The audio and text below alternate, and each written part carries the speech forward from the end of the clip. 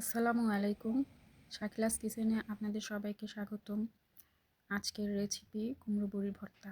এই ভর্তাটা খুবই সহজ আর খেতে অসাধারণ। তো চলুন ভিডিওটা শুরু করা যাক।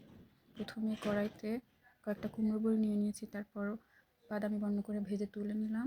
এবার দিয়ে দিলাম রসুনটা ব্রাউন কালারের হয়ে গেলে তুলে নেব। তারপর দিয়ে দিলাম পেঁয়াজও সেম ব্রাউন কালার হয়ে গেলে তুলে নেব। তারপর শুকনো মরিচ ভেজে নিলাম। এরপর ব্লেন্ডারে ভাজা কুমড়ো বড়িগুলো দিয়ে নিলাম। তারপর ব্লেন্ডার করে এই যে গুঁড়া করে নিলাম। এগুলো এখন আলাদা একটা পাত্রে তুলে রাখবো।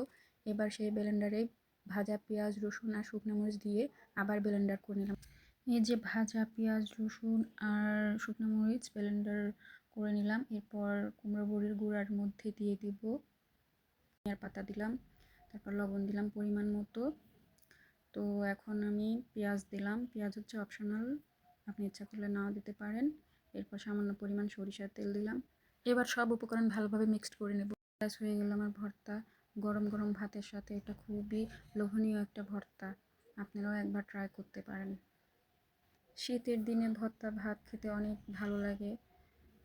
অন্যান্য দিনের তুলনায় শীতের দিনে ভর্তা ভাত আসলে অনেক ভালো লাগে।